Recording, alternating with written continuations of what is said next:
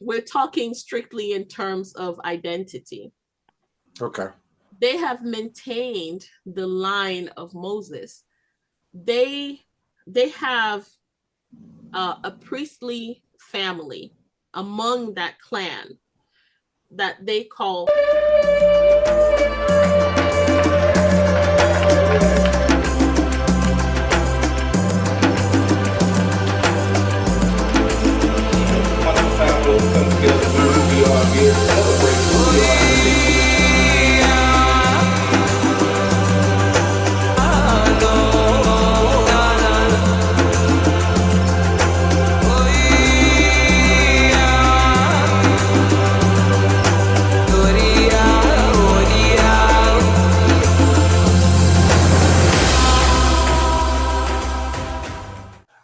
everybody. I just want to say this is TA, the Afrosphere. We're here with another interview with Seyram and Jesher Stevens and myself, the Afrosphere. We're going to start off with Jesher. Can you tell everybody a little bit about yourself and any organization that you're connected with? Yes, thank you for having me. I'm Andre, and my name is Jesher Stevens, and lead the Mamlekhet Kohanim, the Kingdom of Priests, and we're a 501c3 ministry where we're trying to reach out to preserve our history and our heritage, as well as reach out to help people to know more about our customs, and also even some charity efforts for our people, throughout the globe. We've reached out to a lot of tribes, and they share with us their history and our history and our vision and a lot of the stuff that we've lost through the slave trade.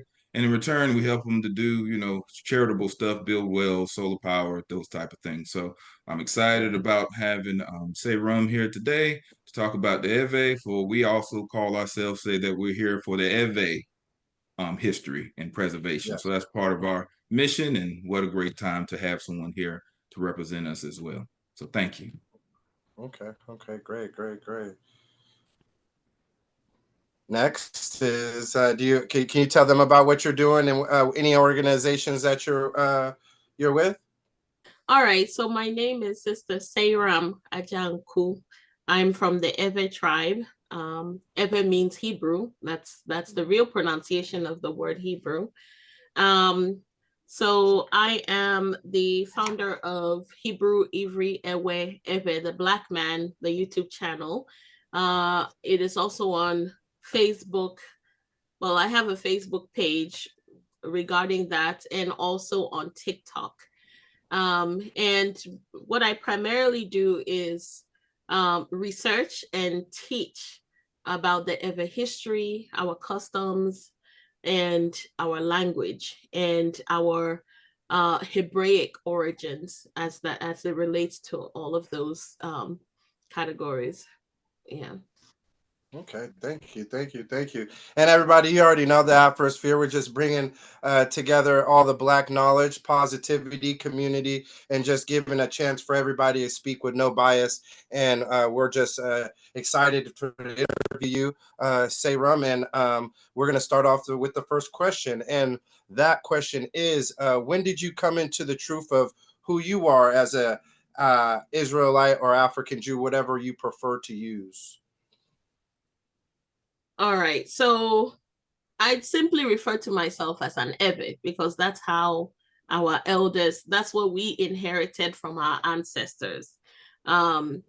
So I knew, or I heard about our Israelite origins from childhood, but I didn't know it. I heard it, it's different, but I didn't know it. I didn't know it in the sense that I had no proof, and it didn't really matter to me. It had no significance whatsoever during those years of my upbringing. But then in 2018, I believe I came across some videos on YouTube where the likes of, I think it was either Rabbi Akwete, or it was either Rabbi Akwete first or Benai Israel first. But it seems like it all came at me simultaneously. where I was just absorbing all of that information. And then also from Mauli Malvi, who's the author of the Erverh Gamesu book series. And so then they were saying unequivocally that the Erverhs were Israelites. And I remembered in my childhood hearing something like that. In fact, in the village where I'm from, there is a movement that is called the Israelite. They call themselves the Israelites. And I remember them from my childhood, and they used to reenact, certain things.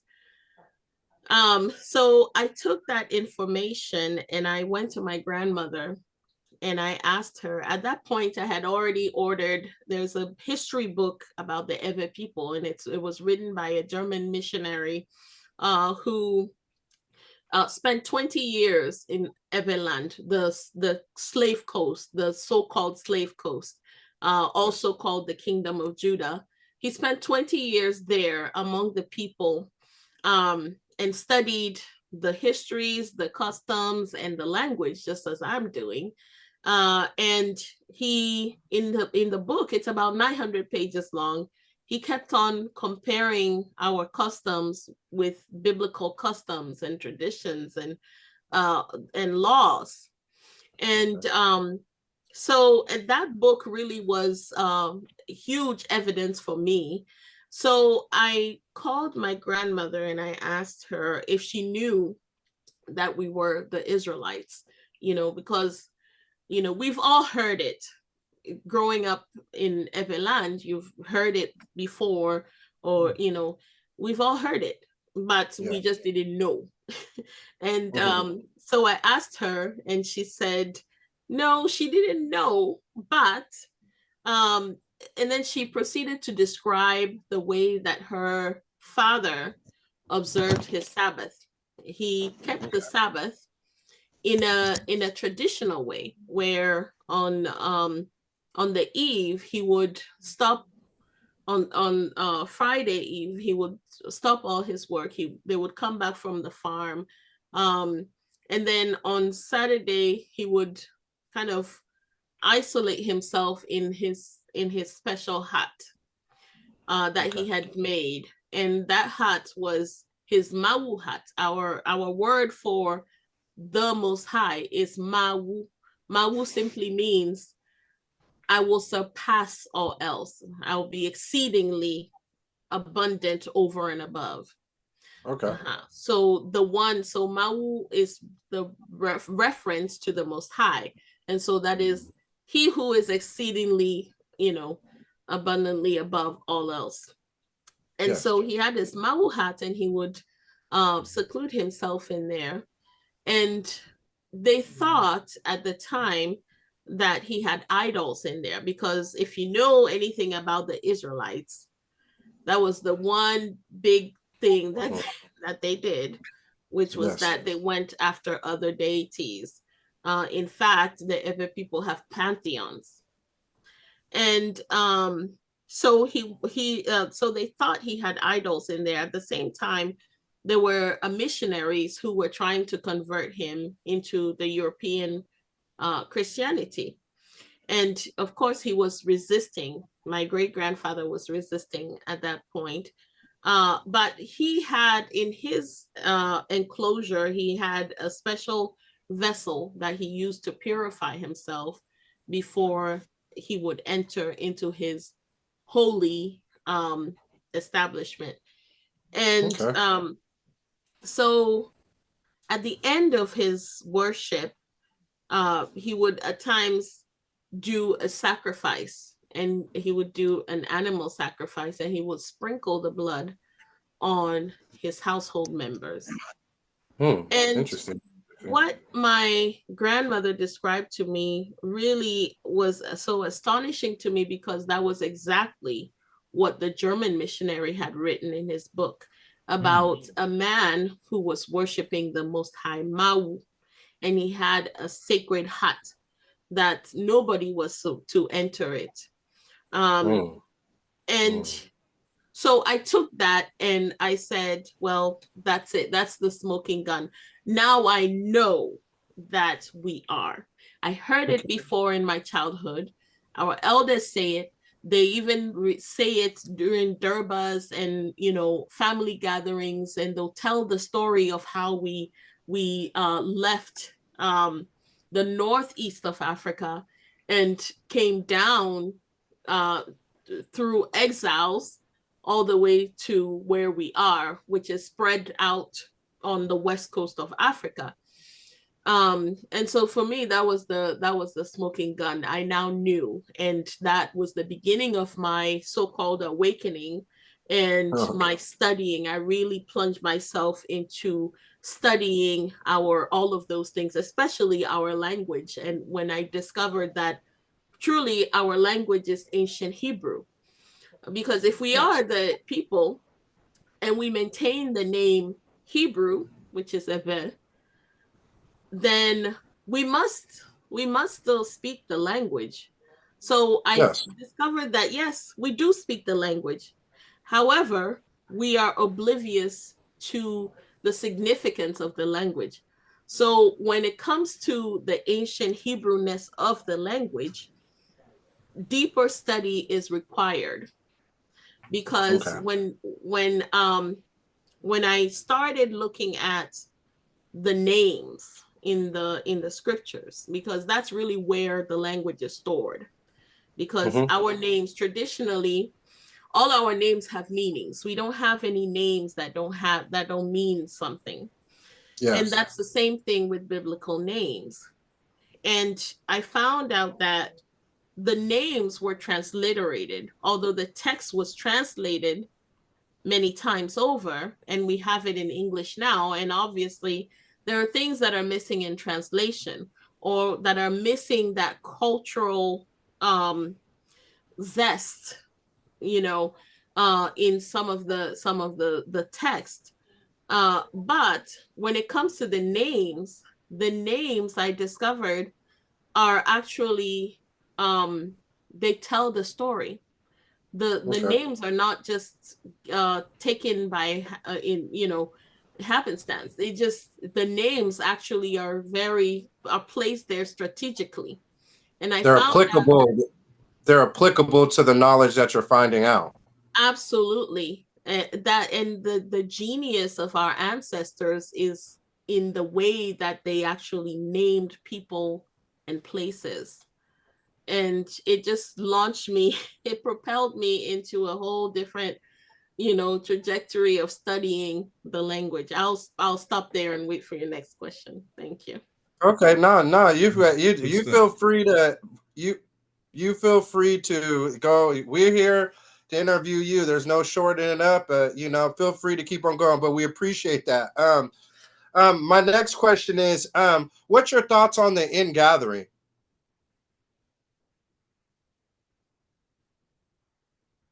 Well, that is one thing that I haven't really delved into a lot. But I do think that it's not gonna happen by like abracadabra. Yes. I do think that we also have to put some effort towards it. Because anytime that Yah rescued Yasara, which is the Erverh, the ancient Hebrew way of saying Israel is Yasara. It just means the congregation of Yah, the people of Yah.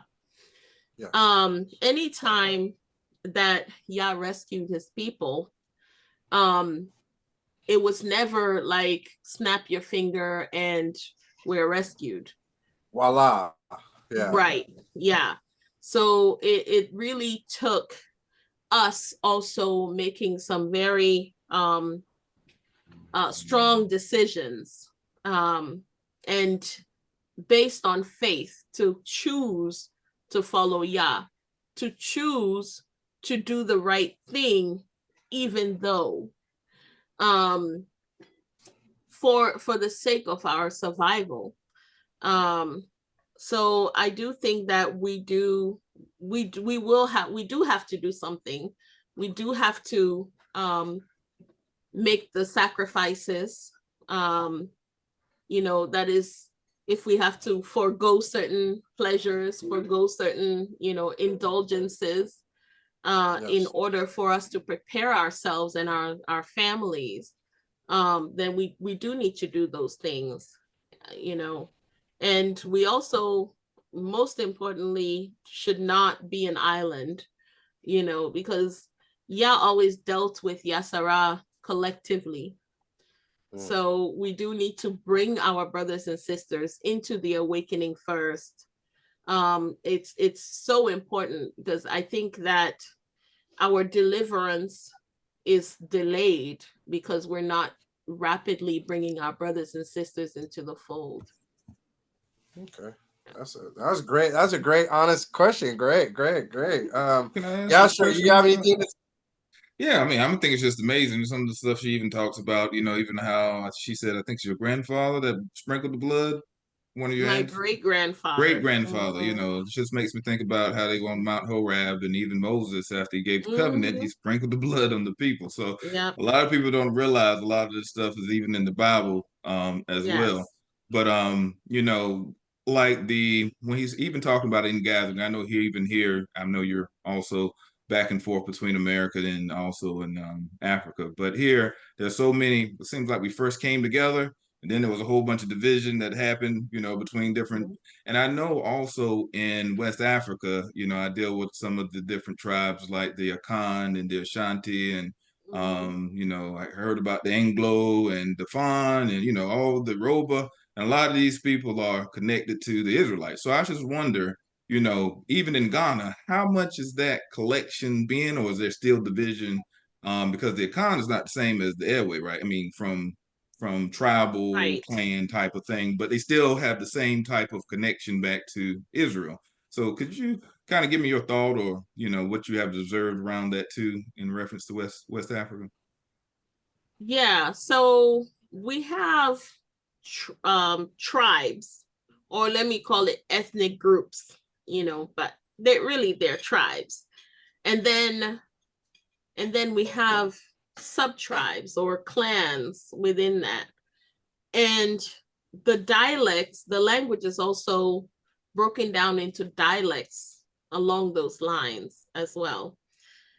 In Ghana, we have a lot of tribes in Ghana, and a lot of language. I think some 50 or so languages in Ghana alone. And Ghana is like the size of the UK.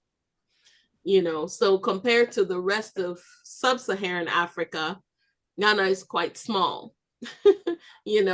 So, and if with that little piece of land and so much diversity, is quite amazing. And so when it comes to Ghana, the dominant ethnic group or tribe is the Akan. The Asante, the proper pronunciation is Asante, not Ashanti. The Asante are part of the Akan tribe. The Akan is a huge tribe. They are in Ghana, and they're in Ivory Coast as well. And whenever we have so many tribes living together in such a small space, ideas interchange. We cross the tribal barrier with our ideas, and even we share some language as well. When I was growing up, what I learned from my Akan friends and neighbors was that Akan history takes them to Egypt, and that the Akan group, they were rulers in Egypt, was the story back then. But with the awakening, there are some who are coming out and saying, no, we are Israelites. And I'll have to say there is some evidence for, and there is some evidence against as well. That's not for me to say. I do know it's quite complex, because there's certain caliphates within the Akan whose customs are very different from others. For example, circumcision. circumcision is not widespread. It's not all Akan circumcised. Like for example, the Asante, they traditionally did not circumcise. Meanwhile, the Fanti, who are also Akan, circumcised, and so on and so forth. And then you have the tribal identity, you are, for us, the Evers, you are of the tribe of your father, and you are of the family of your father. We trace you through your paternal line. It's not so for the Asante, they trace through their maternal. But for the Fantis and some other Asantes, they trace through their paternal. So I say that to say that there's some complexities and the lines are a little bit blurred. And that history has a lot to do with that. Because there's been times where, certain people conquered, others, and then the customs of the people just married or just merged, or you can say they superimposed on one another. You understand? Right. Yes. So, but really, for the most part, I would say that we all have very concrete, verifiable evidence of our Hebraic origins. You mentioned the Anglo. The Anglo are actually part of the Erverh people. They're really, there's a lot, let me just say, there's a lot of evidence that points to them as being a Levitical tribe, or part of the Levitical tribe, because they cannot be the only, because we know Yasara was scattered, and so, Judah is not only going to be in West Africa. You have Judah scattered, and you have Levi is not only going to be in West Africa, Levi is scattered as well, and so on and so forth. But there's a lot of concrete evidence that points to the Anglo people being of Levi, but there's also a lot of evidence pointing to them also being Judah as well. So there is also that mixing of the tribes that happens. I'll tell you, the Anglo, for example, some of the evidence is that their name in and of itself means scribe. That's the meaning of Anglo. It just means scribe. And then they have their capital town, which they named themselves, is actually the name of Kohath, who is a son of Levi. Oh, wow. You understand? If you look at the Masoretic spelling of Kohath, you wouldn't pronounce it as Kohath if you read it. There's no indication that it should be pronounced as Kohath. So for whatever reason, the scholars decided to call his name Kohath. They would have to come and explain to us one day. But his name is really Keta. Keta is the name, and that's how it's really spelled. Now, so they have that. They have their name of their clan, which is one of the Erverh clans. They have their dialect of Erverh that they speak, is scribe. And then it is their dialect that was used to write the ancient Hebrew, the names that we see. It's written in their dialect, even the pictographs. It's in their dialect. You pronounce those things the way that the scribes would pronounce it. So it makes sense. Scribes, they're the ones that wrote it. So they would write it in their dialect. For them, so most of it is in their dialect. And then what's really amazing is that they have continued even in the line of Moses. Mm. Yes, they right now, I mean, you can't go there today and say, I'm gonna go, you guys are the Levites, I'm gonna worship the way you do. If you do that, you're gonna go into idolatry. So, but we're talking strictly in terms of identity. Okay.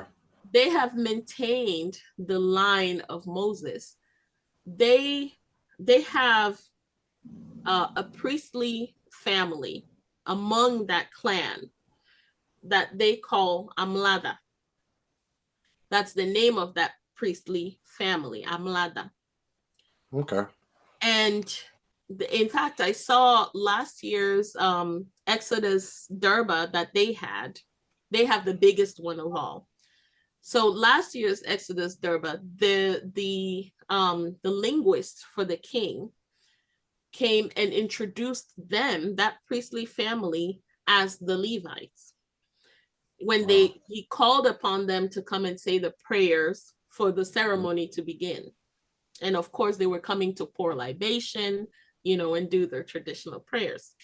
Yes. And even though in those prayers, they always call on the Most High Yah, but they also call on their family deities as well. Okay. So that Amlada is significant because that's the name of Moses's father. His name is Amram. So that's what we are told to call him. Okay. But if you study linguistics, you know that sometimes R and L are interchangeable, depending on who is pronouncing the word, R and L. Yes. And so instead of Amram, it is Amla. Amla. Oh. Okay. Right. And then that suffix da, I remember I said Amlada, da just means offshoot. So the offshoots of Amram is what we have. Oh, wow. And this is a family, a priestly family. They're known to be the great kahuna. Yeah, yeah. Among the Levite tribe or clan, that is among the Epe people. Okay. So we have all of those evidences. And then what's interesting is that they maintained even the name of their capital town, which is the name after Koath, who we pronounce as Koath, but it's really Keta. You'll find it throughout our migration. So I remember reading in Mr. Mauli's book, I think it's the one that's called Venya, which is the Ever history, where he mentioned that there was a town in ancient Egypt that was called Keta. Mm-hmm. And then, so when you trace, we sojourned in Nigeria when we came down towards West Africa. We sojourned in Nigeria before we moved on to Benin and Togo and Ghana, and then some spread further west. Yeah. There is a place in Nigeria that's called Keta. Wow. And then you have Keta in Ghana as well. So you see. So, and there are Ever speaking people still in Nigeria till today. Oh, wow. Yes. Wow. And of course, there are Ever speaking people in Benin and Togo, and of course in Ghana. But then we're very much aware that that there are some of us who don't speak Ever, but are Ever people by bloodline. Yes, because it even features in our oral tradition of how we got to where we are, where our elders tell us that everywhere we sojourned, whenever the group got up to move when it was exile day, some people went south, some people went further east, some people stayed where we were, and then the others kept on moving. So those people who went south and went east or stayed, they would have lost the language because they were a minority amongst a majority of other people. Yeah. Yeah. They would have lost most of the language. But what's interesting is that even though they lost most of the language, they also kept a lot of the traditions, the culture, and even some of the oral traditions, some of the histories. Yes. Let me, if I could interrupt you for a minute, you said something in regards to the Exodus reenactment. You said it, the Eves do, and then I think the sub tribes. You said that they have the. What tribe did you say has the biggest Exodus reenactment? What did you just say? That's the Anglo, the ones that I said are bona fide Levites. Okay. Yeah, they have the biggest celebration.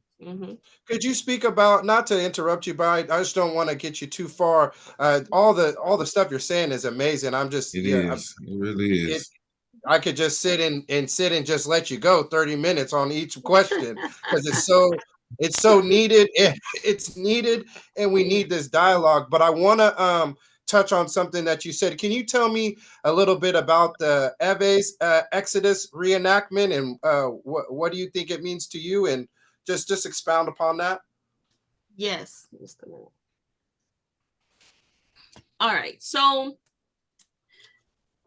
the Eves celebrates their exodus, their exile, and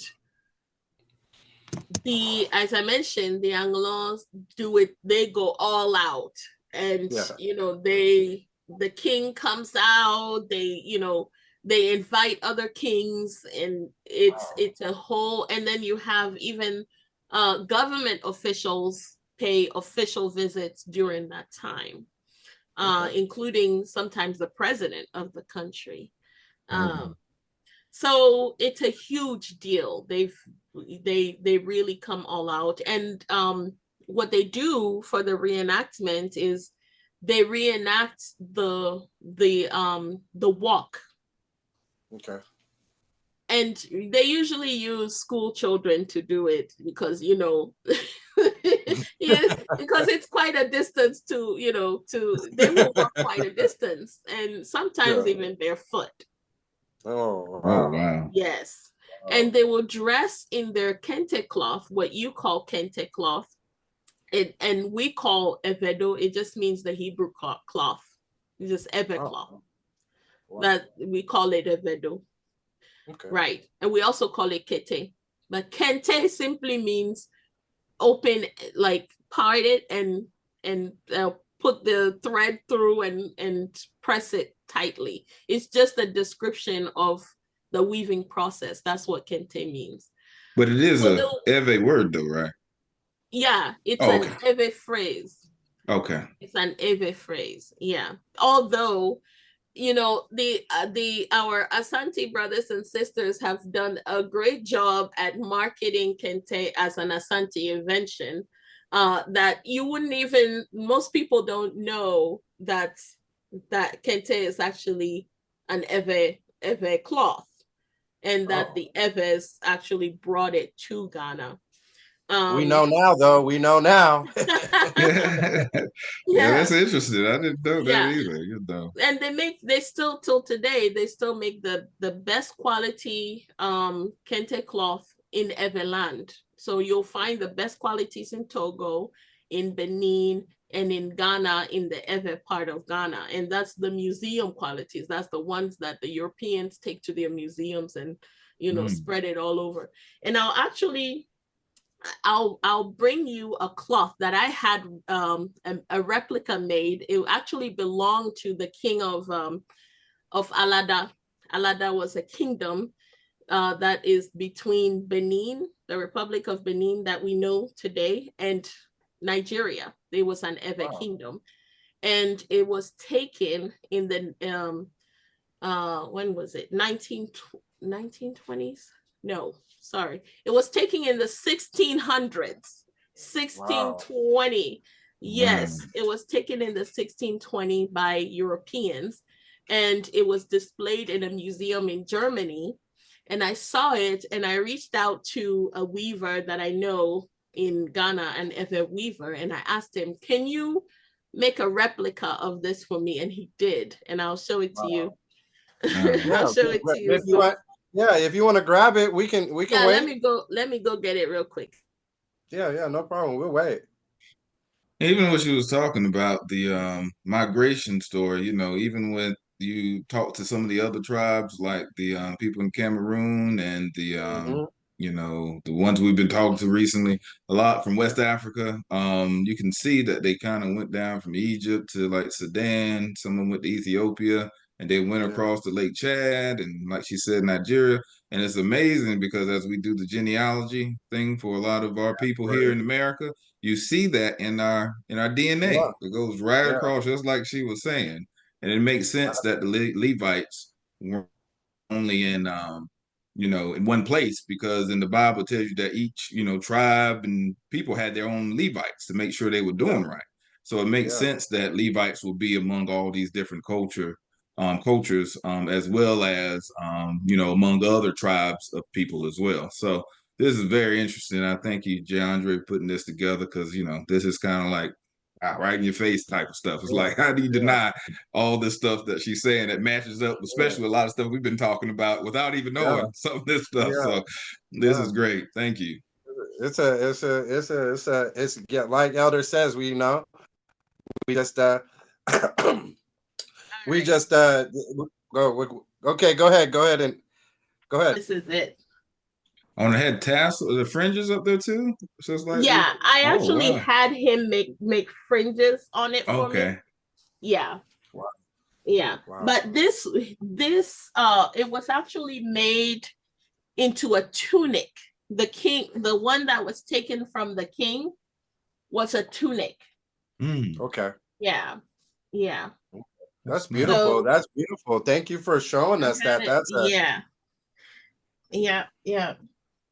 That's beautiful. That's beautiful. Thank you for sharing. So that's the original kente. This is what it looks like.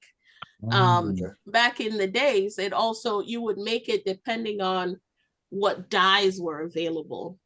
Indigo they had a huge indigo trade. So at some point you'll find that if you go and look at all of our original cloths, you'll find that we had a lot in indigo. Even the Yorubas, they have a fabric that's called ashoke or asoke, and they were doing it primarily in indigo as well.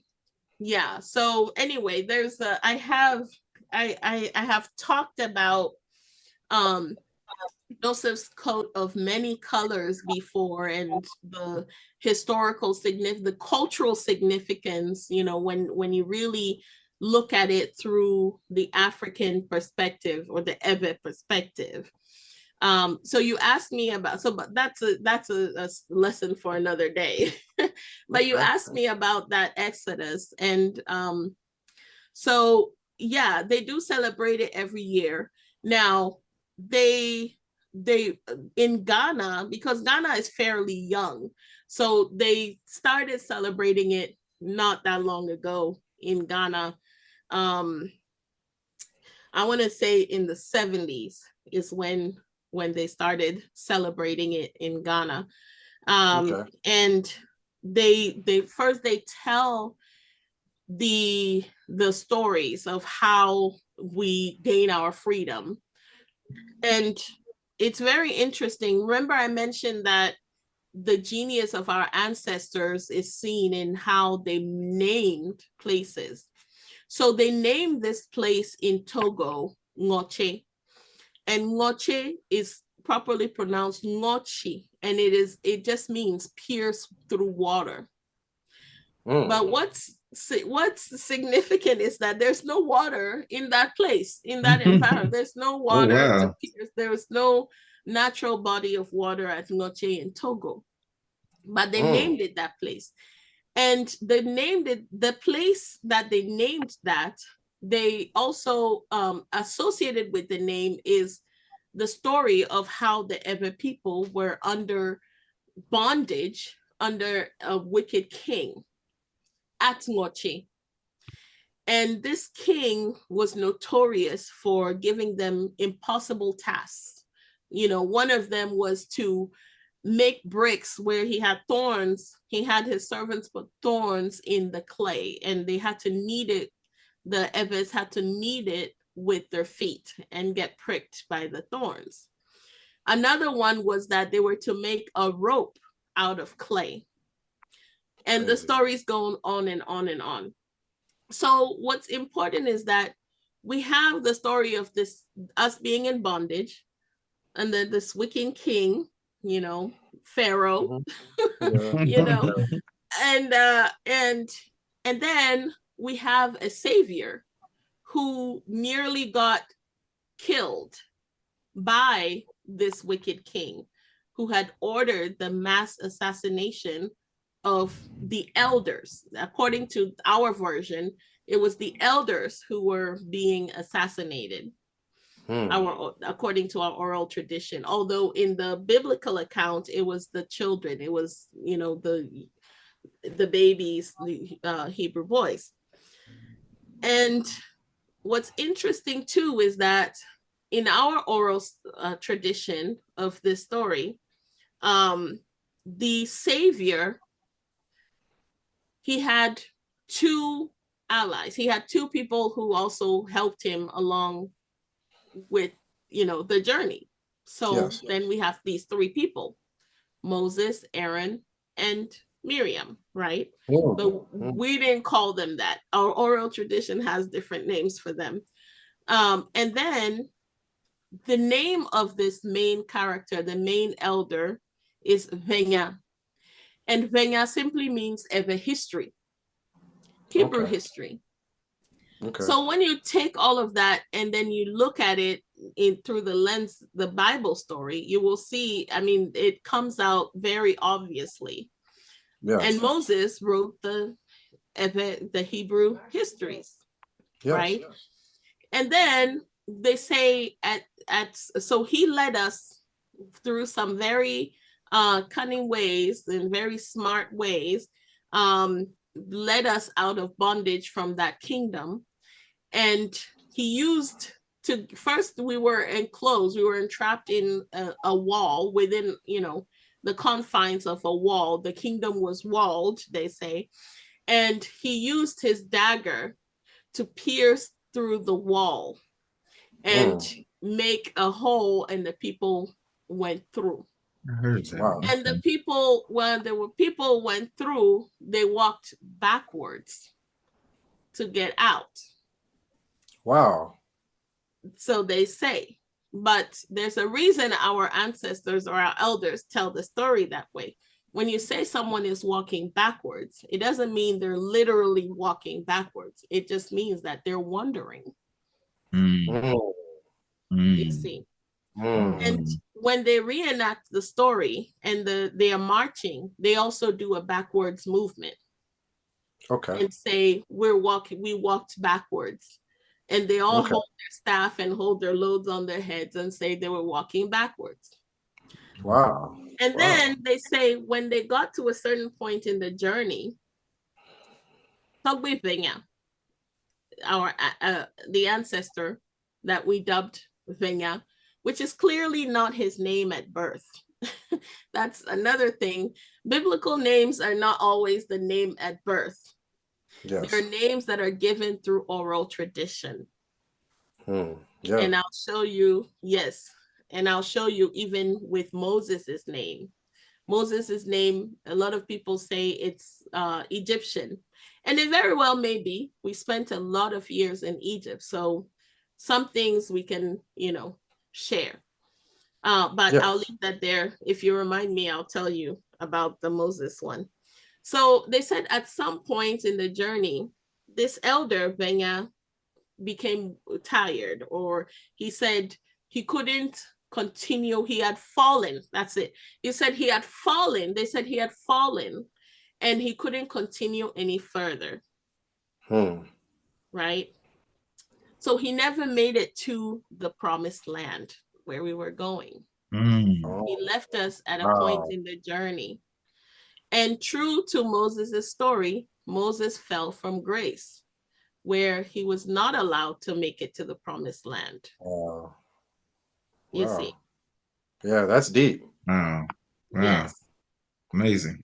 Yeah. That's So you wow. see how cleverly, they safeguarded the history through oral tradition. That's why when somebody says oral tradition is not credible, well, they're wrong, because African oral tradition is actually, there's a method to it.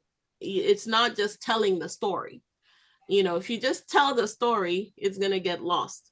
But if you hide the story in names and key phrases, then it stays forever, such as calling that place Ngoche and then attaching that story to the place, you see. So going back to Moses's name, where I mentioned that not all the names are from birth. So Moses, like I said, they said it's Egyptian, which, okay, it may be, but, we can have languages, cross each other when we spend a lot of time together, like the Israelites did in Egypt. And so in Erverh language, Moses has many, many meanings. And we don't call it Moses. That's what you'll find, because our language is tonal. The meaning can change depending on what tone you use to pronounce the name or the word. So in Moses, what you get is Mosa. Mosa simply means strong face. In other words, a courageous person. When you say somebody is strong face, it means that the person is courageous. They don't flinch easily. Yeah. And we know that was Moses' story. He was courageous because he was able to stand in front of the most powerful ruler he knew at the time in the whole world and give him ultimatums. God said, Yah said, let my people go or else. Yes. You see. Yes. So Moses was definitely very courageous. And then you also have in that same name, if you pronounce it as Mosa, Mosa, it means the road is arduous. That's deep right there too. That's deep too. Yeah. And then if you pronounce it Mose, Mose, it means face law. That means he faced the law. And that's interesting because we know that after he had the encounter with Yah on the mountain and he received the tablets, his face was shining. Yes. Amazing. Yeah. And I think there's another one, but I can't, I'm not remembering it right now. It's fun. That's how Go the ahead. names are. That's how the names are in the Bible. So it's great that they transliterated the name. So we thank Yah that, and obviously it was the doing of Yah so that we will find our way back, Yes. Yeah. Yes. That's amazing. Thank you for that, man. Every question it's failed to, man, a surprise every time.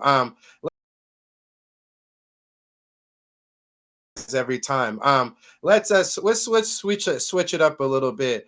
What's the most interesting thing you discovered in your research, and is there a particular story that sticks out, or if not, or if you don't have a particular one, but what's the most interesting thing you discovered in your research, and is there a particular piece of research or story that pops out definite for you? All right. Well, the most interesting thing that I've discovered